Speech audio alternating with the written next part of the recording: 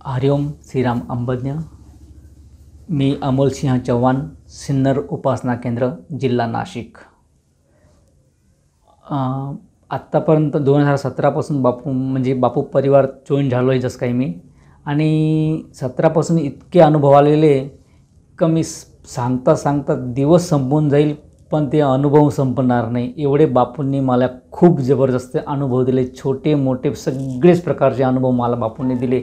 आणि जे बापूकडे मी सांगितले ते मला ते भेटलेले, उशीर झाला आहे पण मला ते भेटलेलेच आहे एवढं मला माहिती आहे।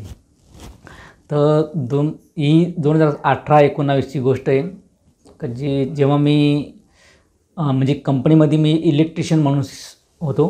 तर इथं सिन्नर प्लांटमध्ये 6 कंपन्या आहेत आणि 6 कंपन्यांमधून मी एकटा इलेक्ट्रिशियन आहे। तर मला जे एनर्जी मीटर असतात त्यांची रीडिंग रोज घ्यावी लागते। तर शनिवारी सुट्टी असते तरी मला ते रीडिंग घेणे असं अलाउड केलं होतं की तुम्हाला घ्यावाच लागेल। त्यामुळे त्याकरता मी रोज ही कंपनी ती कंपनी असं रीडिंग घेत असतो। तर शनिवारी म्हणतात आणि झालं असं एका त्या टायमाला थंडीचे दिवस होते खूप, आणि बाई माहेर गेली ती ऑपरेशनसाठी आणि मुलगा पण नेला होता तिने। तर 15 दिवस झाले, ते महिना 15-20 दिवस झाले होते आणि तिचा फोन आला होता का आता पोरांची शाळा उघडणार आहे, तुम्ही ह्या पोराला घेऊन जाऊ बा असं। तर मला ठीक आहे, काय हरकत नाही, मला शनिवार सुट्टी असते तर शनिवारी मी तुला येईल म्हटलं घ्यायला। तसं मी मग ठरवलं तसं, आणि शनिवारी ह्या कंपनीत रीडिंग घेतली, दुसरी कंपनीत रीडिंग घेतली, तिसरी कंपनीत रीडिंग घेतली, रीडिंग घेऊन जाऊ असं ठरलं होतं माझं। आणि शेवटली जी कंपनी असते ती 5-6 किलोमीटर लांब असते।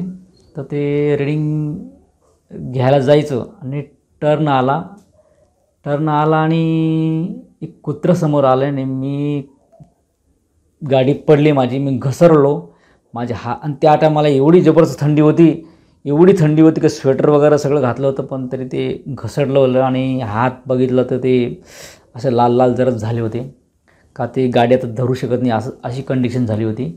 आणि लोक आले इकडचे तिकडचे धावून आले मला उचलायला, पण माझा पाय पण अटकला होता आणि इथं खूप लागलं होतं आणि मानाला पण आरसा लागला होता, हे कळलं मला।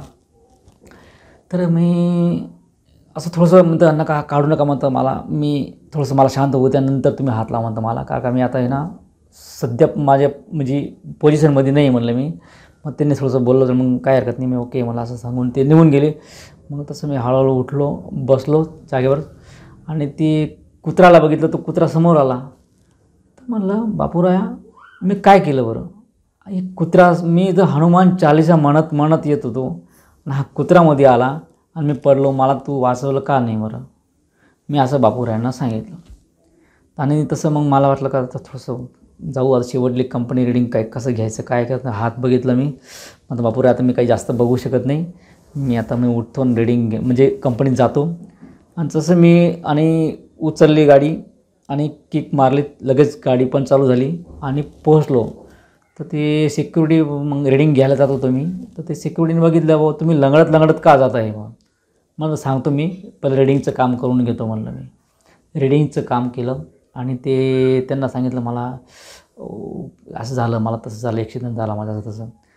मग त्यांनी बघितलं पायाला सूज आलेली आणि ते घसरलेले कपडे फाटलेले या ठिकाणी फाटलेलं होतं गुडघ्याजवळ, आणि ते त्यांनी बघितलं इथं आरसा लागला आहे तुम्हाला, मार पण सुजून गेले म्हणे, डोक्याला पण लागले। मग त्यांनी त्यांच्याकडे ॲडस होतं ते लावलं आणि सांगितलं तुम्ही आता आरामच करावं लागलं, नंतर डॉक्टरकडे जाऊन या म्हणलं, हां जावावे लागेल ते करतो म्हणलं मी। तसंच मी कंपनीत न जाता डायरेक्ट रस्त्यावरच घर लागतं, मी तिथं झोपून घेतलं, कोणाला न सांगितलं का काही झालं, काही सांगितलं नाही कोणाला, का लोक घाबरतील, आई वडील घाबरतील म्हणलं, कोणालाच काही सांगितलं नाही, मी सांगितलं नाही। मग विचार केला मी, अरे बाबा आता घ्यायला जायचं आहे आपल्याला, तर मला जाता येईल का, कसं करायचं मला आता। तर बापूराला सांगितलं बापूरा मला जायचं आहे, सुट्टी असं कंपनीत देत नाही म्हणतं मला, शनिवार सुट्टी आहे तर शनिवार मला जाऊन त्याला घेऊन येऊ दे, पोराची शाळा बुडेल नाही तर मला काहीतरी कर बाबा, जातोच मी, तू पहा नाही पहा मी जाणारच, मला माहीत तू काहीतरी करावंच लागेल तुला, असं मी बापूराने रिक्वेस्ट केली। आणि मी थोडा आराम केला, 10-15 मिनटं झोप पण लागली आणि उठलो पण मी कंपनीत गेलो आणि आऊट केलं। आणि मी माझ्या शरीराकडे बघणार नाही, मी जाणार आणि उठलो मी तर बघितलं तर मला असं वाटलं की मी फ्रेश यार, मला असं वाटलं की मी फ्रेश आहे, आता चला जाऊया. तर मी तसंच गाडीवर किक मारली आणि आपलं नेहमीच असतं का वेळ भेटला म्हणजे हनुमान चालिसा आणि ते काय ते म्हणत जायचं आपल्याला. तर ते मी आपलं सिन्नर फाटाजवळ शनी मंदिर आहे, तिथं गेलो, नारळ वगैरे फोडलो आणि तसंच मी वडाळी भुई म्हणून गाव आहे तिथं गेलो. तिथं पण कोणाला सांगितलं नाही आणि ते थंडीमुळे मी कानपट्टा वगैरे बांधला होता म्हणजे कोणाला दिसलं पण नको कुठं लागलं आहे ते, आणि कोणालाच काही कळलं पण नाही. तसं त्यांना घेऊन पण आलो. पण रात्री झोपताना मी बापूरांना सांगितलं, बापूरा तू मला तेवढं काम केलं, पण मला माहिती तू माझ्याकडून हे करून घेतलं आहे, पण मला माहिती आहे की हे उद्या रात्रीनंतर सकाळीच मला हे सगळं शरीर मला दुखल आणि मला गुडघे दुखणार, म्हणजे मला सगळंच होणार आहे बा. तर तू काय केलं तर तू करायचं मला, पण मग कर काय करायचं ते. तर बापूराने असं केलं, सकाळीच मला डायरेक्ट दुखणं जे होतं, जे लागलं ते पण गायब केलं ना, हातात जखमा होता ते पण गायब झालं. मला सुद्धा कळलं नाही की कसं काय गायब झालं. मी विसरलो, पण ॲक्सिडेंट झाला माझा असं ते पण विसरलो. जेव्हा मी कंपनीत गेलो म्हणतं अरे यार, मग लोकांनी मला सांगितलं तुमचा ॲक्सिडेंट झाला होता म्हणे. तेव्हा मला कळलं का अरे खरंच माझा ॲक्सिडेंट झाला होता. अरे मग तेव्हा मला बापूंचं असं आठवण, बापूरा खरंच मला म्हणजे तू माझा काही करू शकतो, मला म्हणजे कुठेही धावू शकतो. बस बापूरा, मला जे बोललो मनात आलं मी तू बोललो, बाकी सगळं तुझ्याकडे बापूरा. बस हरिओम श्रीराम अंबज्ञम.